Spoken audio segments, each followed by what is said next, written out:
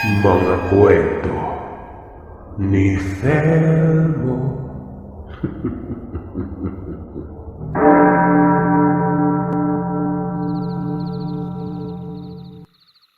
Itago niyo na lamang po ako sa pangalang Jevan. Ang tampok na kwentong ibabahagi ko ay karanasan ng tatay ko. Pangalanan natin ang tatay ko na 12.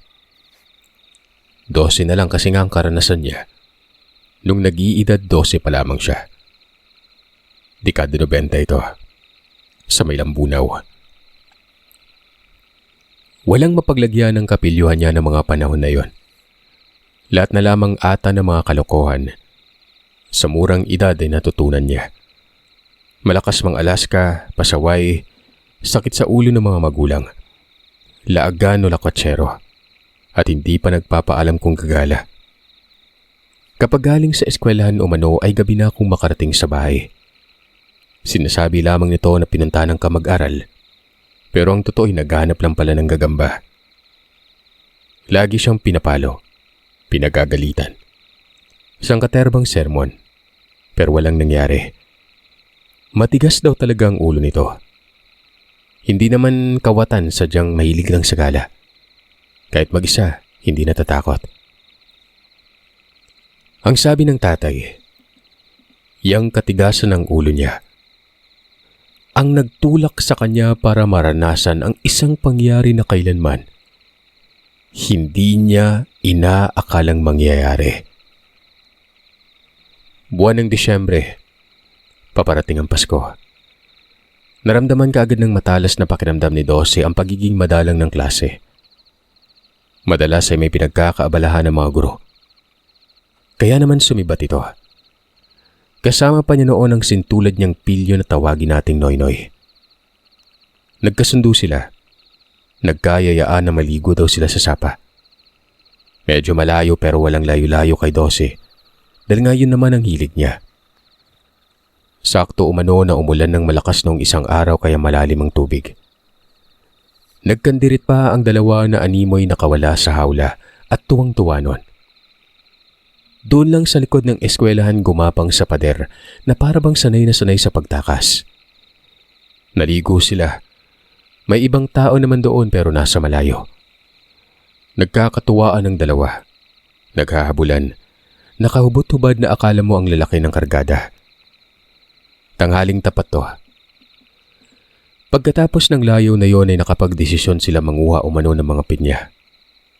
May mga ligaw na pinya sa lugar. Alam na alam ni 12 ito gawa ng nakapunta na siya doon na makailang beses. Pumayag naman si Noynoy.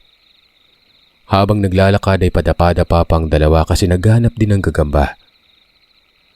Hanggang sa may napansin umano itong si Noynoy na paru-paro. Kulay asul na paru-paro yon. Nakakatawag pansin buhat ng bukod sa napakaganda. Napakalaki din ito. Sinlaki daw ng palad nila yon.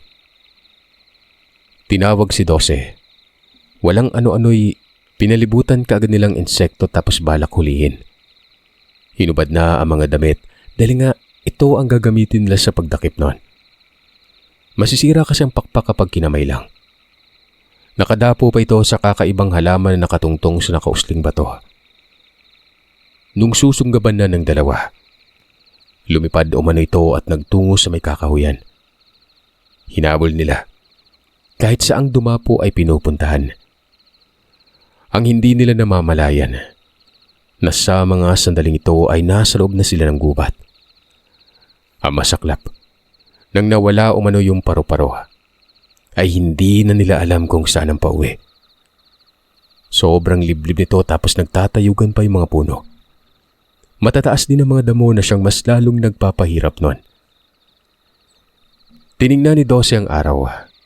Ito ang ginawa niyang batayan. Noy, dito. Dito yung patungo sa sapa, oh. Sigurado ka ba dyan? Baka naman baliktad yung paglubog na araw, ah. Tanghali eh. Nakatirik. Paano kung dito yan lulubog, edi mas maliligaw tayo. Ako ba'y minamaliit mo, Noy? Kabisado ko yung ginagawa ko. Tsaka, huwag kang hawak sa kamay ko. Pares tayong lalaki, uy. Sinunod nilang landas na tinuro mismo ni 12. Pero parang mas lumala pa umano ang pagiging liblib ng lugar. Tama si Noynoy. Dahil nga salungat ang paglubog ng araw. Sa makatuwid, imbis na upauwi ay palayo pa ng palayo. Kamuntikan pa daw silang magkasuntukan noon. Nakaamba na ang mga ito. Nagdikdikan ng dibdib. Nakaangat ang ulo at nagtitigan habang nagliliyab sa galit ang mga mata. Pero mabilis din naman silang nagkasundo. Sabi kasi ni Dose kapag pinatulan niya si Noynoy, ospital yung bagsak. Pero tumawa si Noynoy. Hindi na nga daw siya nagyabang na kapag sinuntok niya si Dose, dudumi nito yung mga ngipin eh. Wag na nga lang. Umalis na tayo dito. Paru-paro pa. Kulirit ka kasi talagang bansot ka eh. Kung di dahil sa paru-parong hindi tayo maliligaw eh. Bumalik sila. Pero walang katapusan ng gubat na tinatahak nila.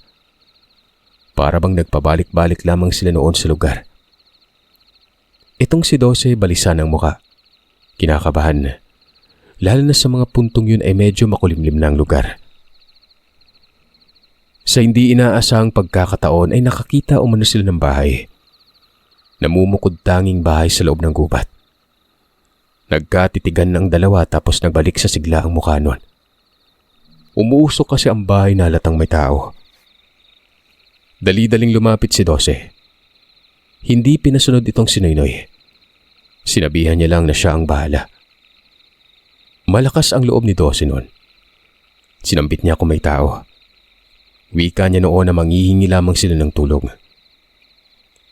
May lumabas umano na ubod na tandang babae na animay walang ligo-ligo. May sumunod pang isa. Dalaga naman daw yon.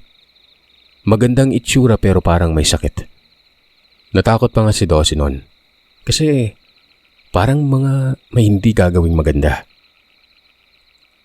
Anong atin? Ang ingay mo at may ginagawa ako eh. Mawalang galang na po. Nawawala po kasi kami, ma'am. Kanina pa. Tanghali pa kami naglalakad. Ano bang oras ngayon? Mukhang alas 5 na po ata.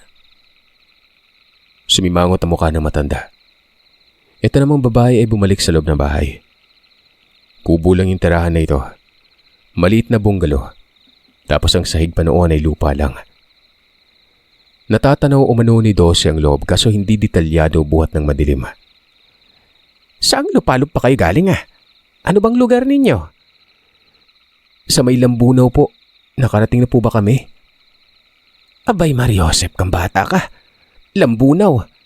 Aba, napaglaruan nata kayo ng mga engkanto. Oo, hindi naman kayo aswang. Yung mga mata mo halatang nililigaw. Yung isa bang yan ay kasama mo din? Naku, hindi po.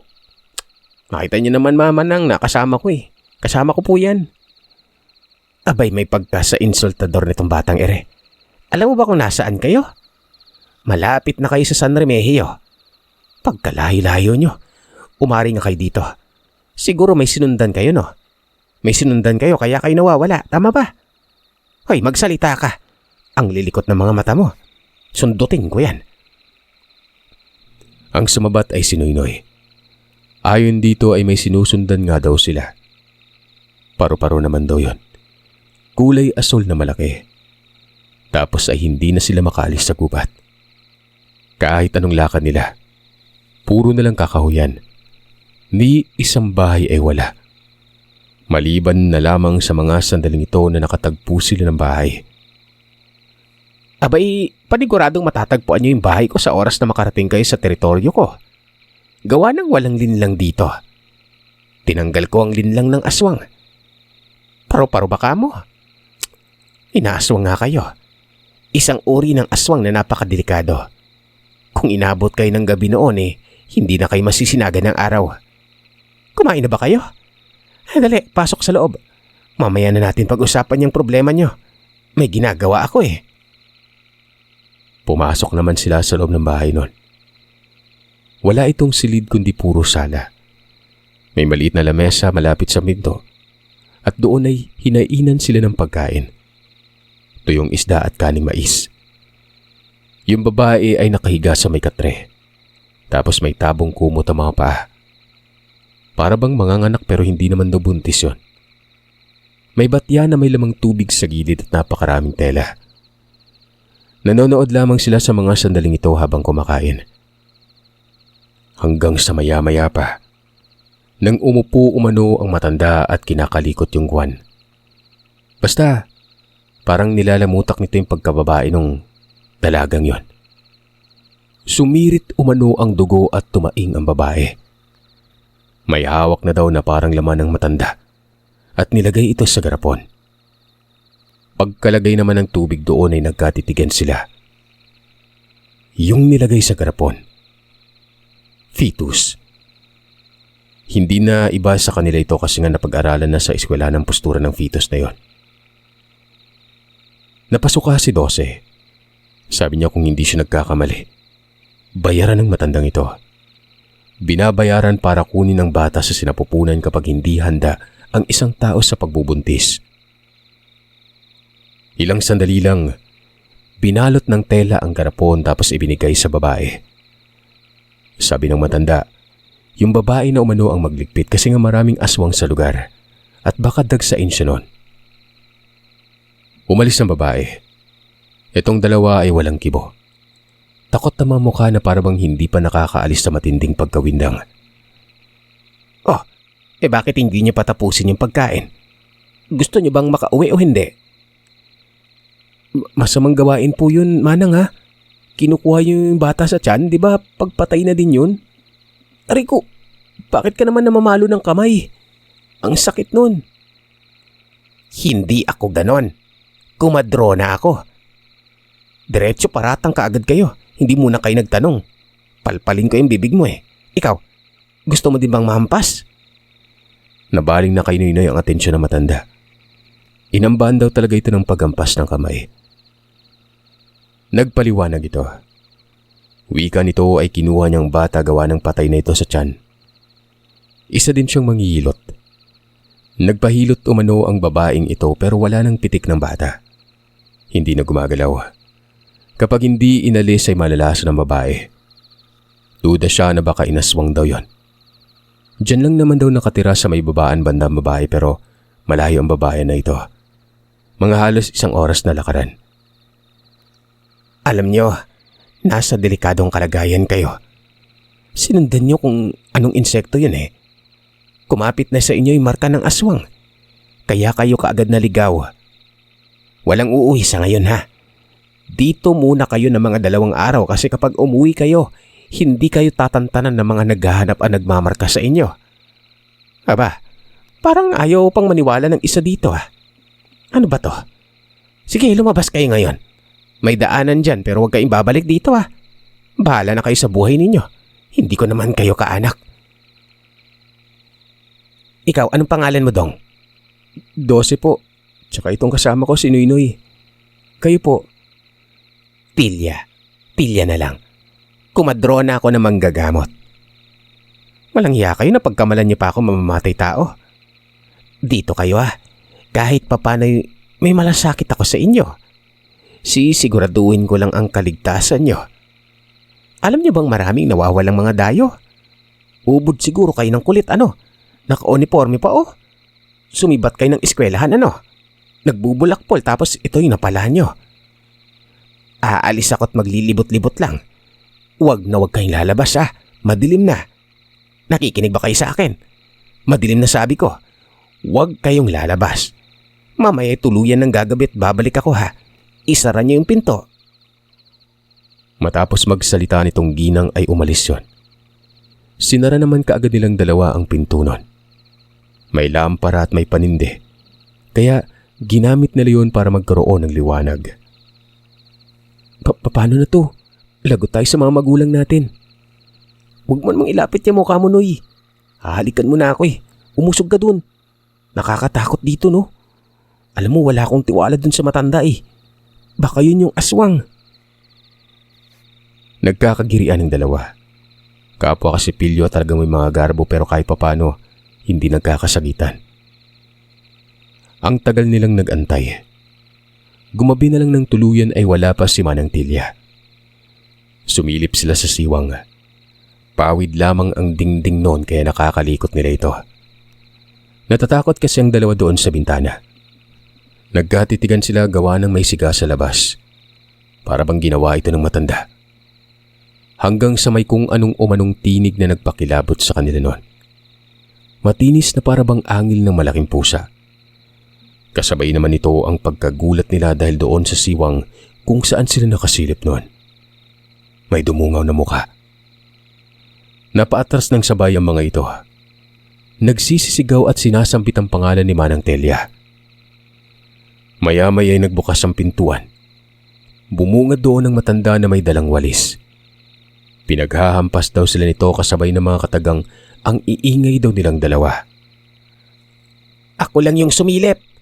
Nakikiramdam ako sa labas dahil nga sa tingin ko'y naririyan yung aswang. Nabugaw niyo pang mga walang hiya kayo. Doon kayo sagaan. Matulog kayo. Ang kukulit niyo. Nagkatulakan sila noon sa katre.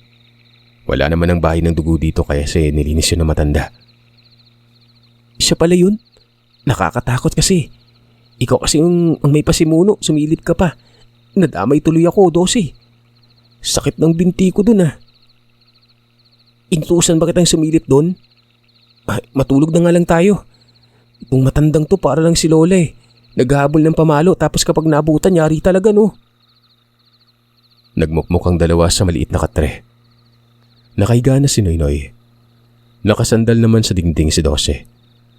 Para bang mga pusang kakapanganak pa lang ang mga ito. Malungkot na mukha. Nakikiramdam din sila noon.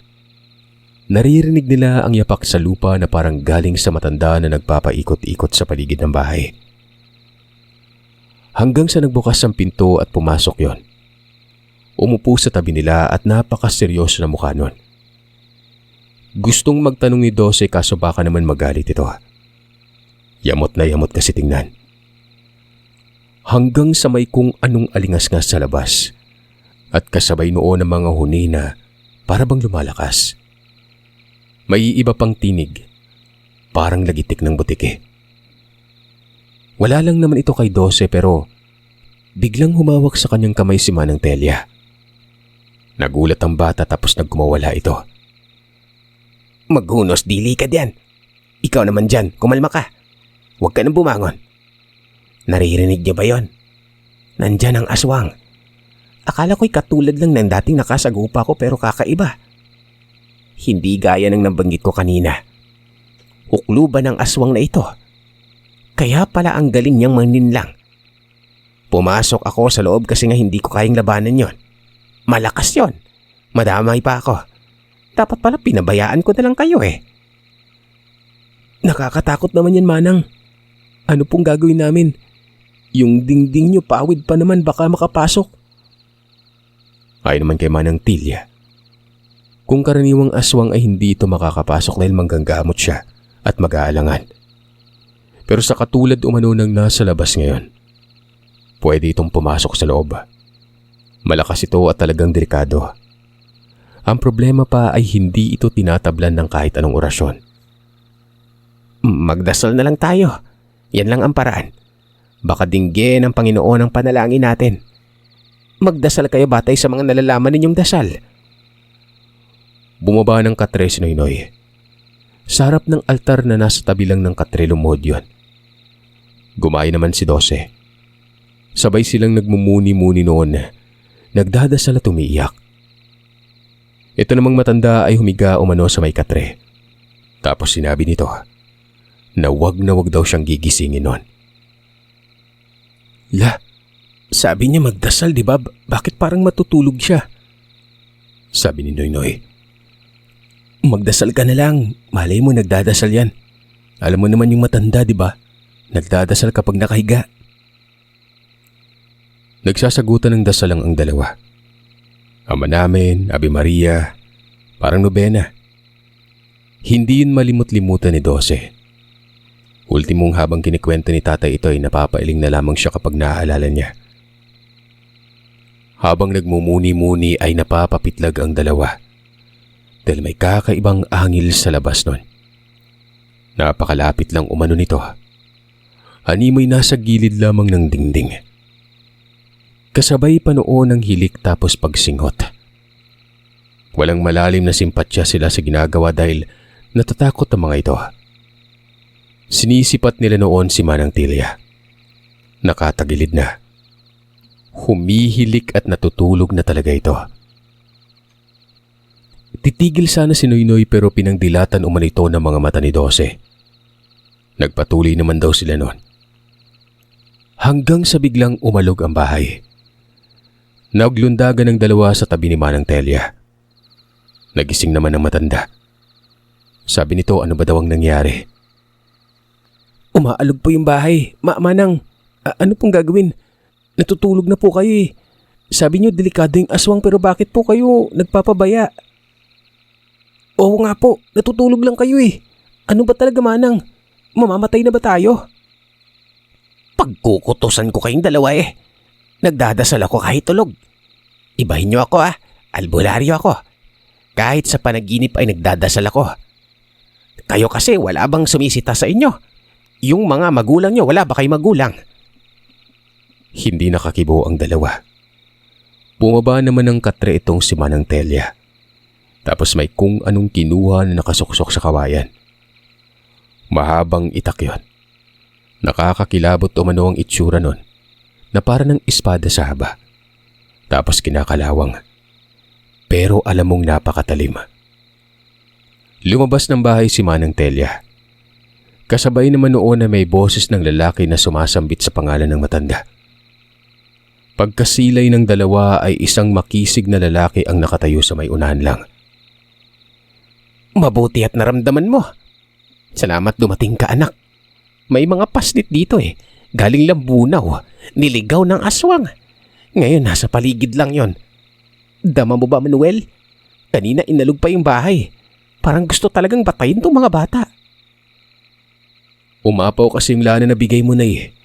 Sabi mo naman kapag ganun may namimiligro sa atin eh. Tiningnan ko sa pamilya ko pero wala namang kakaiba doon. Payapa yung lugar namin. Kaya naisipan kong baka ikaw. Dama ko yung aswang dito. Saan po ba yung mga bata? Lumabas ng bahay ang dalawa. Gumaan naman ang loob nila noon. Dumating ang anak ni Manang Telia. Sinuri sila noon. Sabi ng lalaki ay may mga bakas daw sila. Kapit na kapit. Na kahit saan magpunta ay masusundan ng aswang. Sumabat si Manang Telia. Kung hindi daw umano pilyo ang mga bata ay hindi mangyari yon. Kamuntikan pa umano siyang madamay. Mabuti at dumating ang anak niya. Sinundan umano ang paru-paro patungong gubat. Tapos hindi na nakalabas sa gubat na yon. Yari, hindi birong aswang pala kung gayon eh. Malakas na eh. Damang-dama ko na para ding mangkukulam eh. Malamang, huklubang aswang ang naririto, anak. Doon ka sa likod. Tingin mo kaya mo? Hindi ako sigurado Malakas eh. Pero kung pala rin mas mabuti. Ipasok niyo lang po sa loob yung mga bata. Mga danghang naman yan at mga nawong. Pinapasok sila noon ng bahay pero lumakas ang kuryosidad ng dalawa.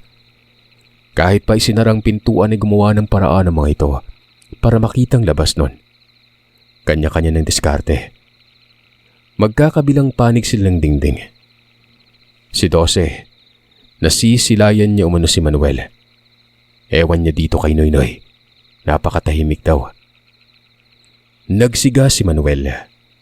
Dinagdagan ng siga doon at mas lumakas ang liwanag. Nagmumuni-muni daw si Manuel. Parang albularyo tapos may dalang pamalo yon. Bakal. Angle bar daw yon na matulis ang dulo. Maya-maya sinasambit ni Manuel ang kung sinong aswang. Sumabat lamang daw ito ng angil. Nakakakilabot ang pag-angil na yon. Hanggang sa tumahimik bigla ang mga huni ng gangis. Yung kuliglig. Nakakabinging katahimikan daw ang pumalit. Ultimong ang alingas-ngas ay naglaho. Maliban na lamang sa nag-aapoy na siga. Gawa ng naglalagitik daw yon. Walang ano-ano ay may biglang sumunggab kay Manuel. Hindi mawari ni Dose kung saan galing. Pero napakabilis nun tapos kaagad ding naglaho. Napaatras si Manuel. Sapo ang dibdib tapos para bang may sugat. Maya-maya pa ay kumabig patungong dingding si Manuel. Sabi pa nito, sumunggab ulit ang nilalang. Doon pa mismo sumandal si Manuel sa kung saan nakasilip. Nasa gilid lang. Hanggang sa may nakita siyang gumagapang sa lupa na para daw itong napakalaking gagamba. Pero 4 lang ang mga paa. Ganya ilarawan ng nilalang buhat ng nakaangatang siko at tuhod habang gumagapang nun. Yung dibdib ay halos sumahid na sa lupa. Mahaba ang buhok. Nakatabon ito sa muka. Nagmumura si Manuel. Nagpapameste daw ito. Totoong isang kakaibang aswang nga daw yon. Isang aswang at tukluban. Dahil sa takot ay hindi namamalayan ni Dose na napahina siya sa salawal. Napakapangit daw talaga tingnan yung nilalang eh. Kalmadong gumapang ito palapit kay Manuel. Tapos dahan-dahang inangat ang ulo. Napapatakip ng bibig si Dose kasi nga ang mukha ay parang aso. Nang tamaan na umano ng liwanag ito, mabalahibo yon. Ang itim, makintab na maitim na parabang nanglilimahid ang balahibo sa langis.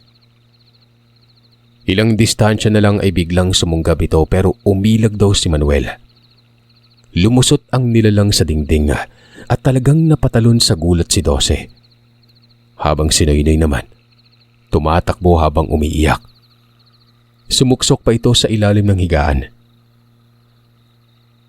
Nagwawala ang nilalang na parabang nasasaktan ito. Kitang-kita ni Dose sa malapitan. Mga 1 di pa lang ang layo, Sir Seth. Kung tatangkain ng nilalang na dakmain si Dose ay pwedeng mangyari yon pero parang hirap na hirap ito. Pumasok ng bahay si Manang Tilia at ang sabi nito, Nayari ka ding animal ka. Makakapasok ka ng bahay pero sa oras na nasa loob ka na hindi ka na makakapalag. Tandaan mo, kahit tukluban ka ay teritoryo ko yung loob ng bahay. Silyado ito ng dasal. Ang tagal mo na sigurong nananalasa Yang mga dayuhang nawawala, ikaw siguro ang sala rin. Sabi ko na nga ba, Nay? Tama lang pala yung ginawa ko. Tumagos eh. Alam kong hindi na makakalabas yan. Patibong yung pagsandal ko sa dingding eh. Oh, bakit basayang salawal mo dong? Tsaka nasaan yung isa? Sabi ni Manuel.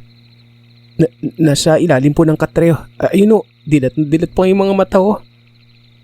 Lumabas kayong dalawa. Hindi dapat makita yung mangyayari dito. Sige na, hoy. Lumabas ka na dyan sa higaan. Walang hiyatong batang to. Nay, hilain mo na nga yan, Nay. Parang nabaliw eh. Naunang lumabas si Dose habang si Noynoy naman ay hindi talaga lumabas sa katre. Umiiyak pa ito habang hinahatak ni Manang Tilia. Kaya naman tinabunan na lamang yun ng kumot. Matapos nun ay isinarang pinto. Ilang sandali ay iyak na ng matandang lalaking naririnig niya. Pero garalgal ang boses. Nagmamakaawa pa ito na huwag patayin. Pero matapos magmakaawa, natahimik na lang bigla. Hindi naman makita ni Dose ang nangyari. Nasa labas siya, di ba? Naririnig niyang tila may nagsisibak sa loob. Matagal yun. At pagkabukas ng pintuan, may buhat si Manuel na isang bagay na nakabalot naman sa banig. Napakaraming dugo sa banig na yon. Wala nang ibang naiisip si Dose kung hindi yun na sigurong aswang. Papasok na sana ito sa loob pero sinita siya ng matanda. Naglilinis kasi ito sa loob nun. Kinakalkal nitong saig na lupa. Tapos inilalagay yung sako. Naiintindihan ni Dose ito. Malamang ay dugo yun at ayaw talaga ng matanda na masilayan niya ito. Si Noynoy, pakiwari niya ay naroroon pa rin sa ilalim ng higaan. Hanggang sa bumalik matapos ang 1 oras si Manuel. Gabing-gabi na sa mga puntong ito. Sabi noon ay huwag na daw papasok ng bahay si Dose. Mag-antay lang at kukunin niya ang isang bata nun. Nakatulog daw itong si Noynoy sa ilalim ng higaan. Kinuha at binuhat palabas at pinahiga sa mahabang upuang kawayan. Katabi ni Dose yun. Pupukawin niya sana pero pinili niyang wag na lang. Naririnig ni Dose ang pag-uusap ng mag-ina sa loob ng bahay. Ayon dito kay Manuel, dadalhin niya umano ang mga bata sa bahay nila. Lumabas ito at ginising si Noynoy. Nagwala ito pagkagising. Uy! Uy! Wag na! Wala na yung aswang! Patay na! Ligtas na kayo, kumalma ka. Yakap ni Manuel si Noynoy. Dilat na dilat yung mga mata. Ilang sandali ay humagulgol ng iyak at sinabing gusto na niyang umuwi. Uwi na kayo. Tara na. Ikaw dong, sumunod ka sa akin. Karga-karga daw ni Manuel itong si Noynoy sa likod. Si Dose nakasunod lang. Basta't hindi ito nagsalita nun. Kung saan patungo itong si Manuel ay nakabuntot lamang siya dito. Mga kalahating oras ang paglalakad ay nakarating na sila sa bahay. Madaling araw na daw noon. Bahay ito ni Manuel. May mga batang natutulog sa papag. Kaidaran lamang nila. Kubo yung bahay pero nakaangat ang seg sa lupa noon. Ang sabi nito ni Manuel, ihatid niya ang dalawa doon sa terminal. Tapos sila 12 na lang daw noon ang sumakay ng ibang sasakyan patungo naman sa Lambunaw. Kinabukasan ng mga bandang alas 9 umalis daw sila. Nangyari ang mga gustong sinabi ni Manuel. Pinabaunan ng pera para pamasahe. Sapat lang hanggang sa makarating talaga sa Lambunaw. Habang nasa biyahe umano noon ay walang kibuan ng dalawa. Nang makarating naman sa bahay nila mismo sa Lambunaw, gulat na gulat yung mga magulang. Pinaghahanap na daw ang mga ito. Hindi naman sinermonan at inalam munang nangyari. Sinabi naman ng dalawa na inang, niligaw sila ng aswang at nakarating sa may malapit sa San Remigio. Mabuti na lamang at may tumulong sa kanila. Siniwalat din nila yung paghamak ng aswang doon sa bahay ng tumulong sa kanila, na mga albularyo ngayon. Mabilis na pinaniwalaan ito ng mga magulang nila gawa ng tugmang-tugma ang kwento. Pagkatapos nun, doon na sila sinermonan. Pagkatapos nito ay naging masaya ang mga magulang. Nagtanong sa kung sino ang tumulong. Nang banggitin ng dalawa ang pangalan. Nagulat ang dalawa gawa ng tanyag pala si Manang Telia na isang komadrona. May ilang kaanak na daw sila na doon ang anak sa mismong bahay nito. Sa kabila ng lahat ay malaking aral yon kay Dose. Nagbago ito. Hindi na ito nahilig sa gala. Napakabait na. Nagpapaalam na kung aalis kahit pa nasa malapit lang. Naging mataas na rin ang marka nito sa eskwelahan. Sino bang mag-aakala na yun pang karanasang yon ang magpapatino sa kanya? At lahat ng ito, dahil lang sa sinundan nilang paru-paro na kulay asul.